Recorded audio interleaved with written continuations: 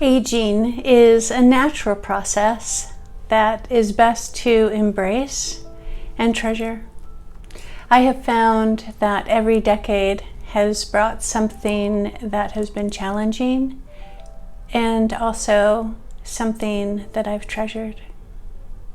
Life itself is precious. Although we use the term anti-aging, really what we want to focus on is health. Hi, my name is Chrisanne Carwitz. I'm a paramedical esthetician with over 30 years experience in the skincare industry, in the cosmetic, medical, and spa industry. Please refer to my basic skincare to go over the basics for health and longevity of your skin tissue. When we talk about anti-aging, what we really are talking about is health. And the health in your body is going to be reflected in the skin tissue, which is the largest organ in your body and works as part of the filtration system, like the liver and the kidneys. The skin changes through the decades. When you're a teenager, you have a certain type of skin and skin challenges. And then in your 20s, things change again. When you're a teenager, typically what you want to do is address the hormonal shift that is fairly significant in the teenage years and tends to create some breakout. A lot of times people go directly to the acne products, but not every teenager has cystic acne that needs to be addressed quite as harshly as some of the products and treatments that are available for acne. In my opinion, they tend to overtreat the skin and then create their own issues. So we always want to focus on skin health and skin hydration, no matter if we are in our teen years or in our more advanced years. We always want to prioritize hydration, because when the skin is dehydrated, it just cannot function as well as it should be. In our 20s, we tend to overdo things a little bit.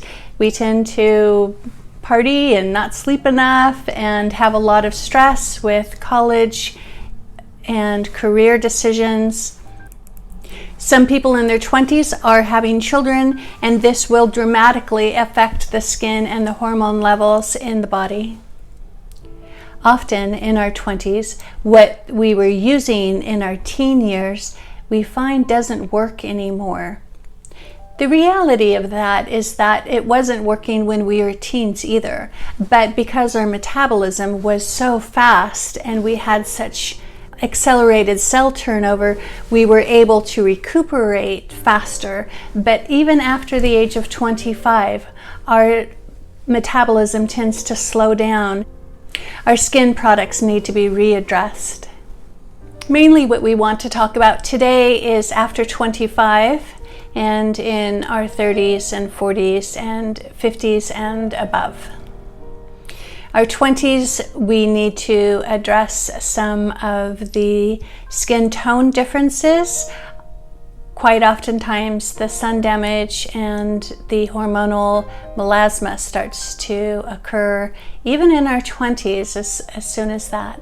Also, when we go on and off the pill, that creates a hormonal shift and can also create some brown spots. In the near future, I will be creating tutorials just for melasma and brown spots.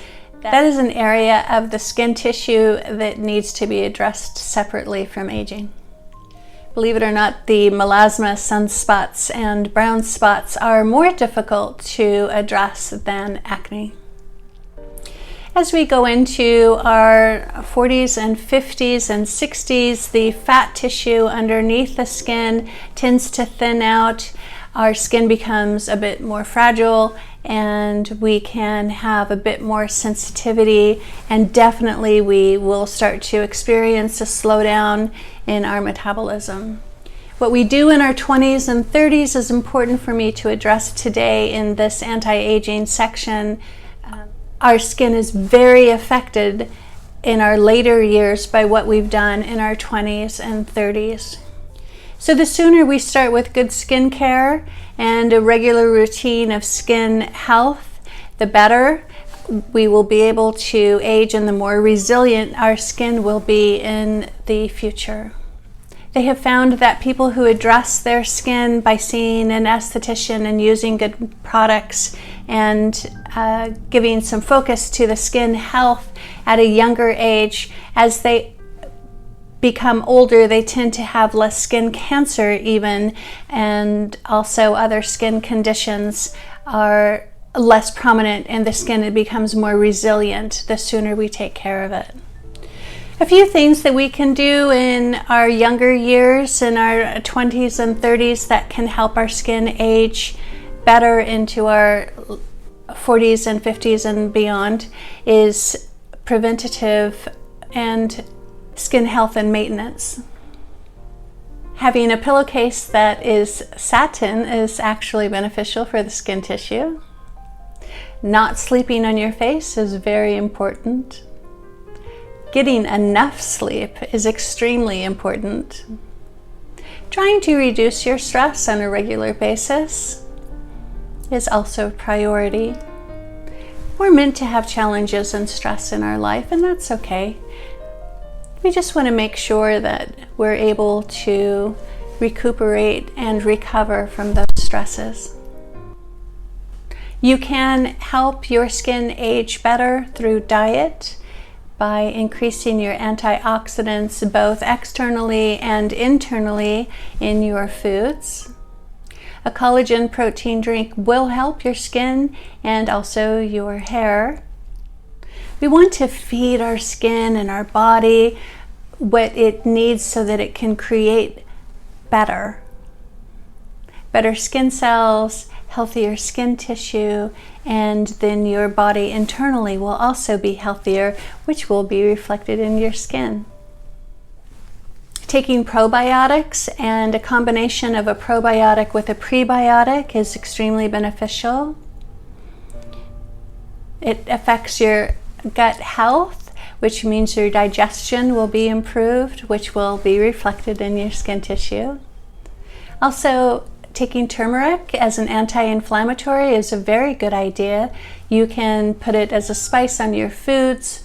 If you do that, make sure that you add black pepper, because they work in conjunction with each other, and the black pepper helps the turmeric work better. You can also get turmeric in a capsule form. I've found mine on Amazon. You want to make sure that you wear sunglasses and that you get your vision checked on a regular basis so that you don't squint. When you squint, you tend to create more wrinkles around the eyes, and that will stick, just like your mom said. At least my mom said if you make that face, it's going to freeze that way, and evidently she was right. Really important things in your 20s and 30s to remember: if you don't get enough sleep, if you party too much, drink too much alcohol, dehydrate yourself, and use any type of drugs, especially marijuana, will tend to be dehydrating and not so good for your skin tissue. These things will affect your skin in your later years. It's very important that you do not sleep with your makeup on. Through the years, I have tested this theory, and I have found 1 or 2 nights with sleeping with my makeup on, and I will definitely have breakout for the next few days after that. As you get into your 30s and 40s, it's extremely important to remember that you are no longer in your 20s, and the decisions that you make will affect you even more in your later years than in your 20s. Again, because you just can't recuperate as fast, your metabolism is slowing down. It's important to address your acne as you get older, and keep in mind that your skin is probably going to be more sensitive to anything that will dry it out in any type of an acne product.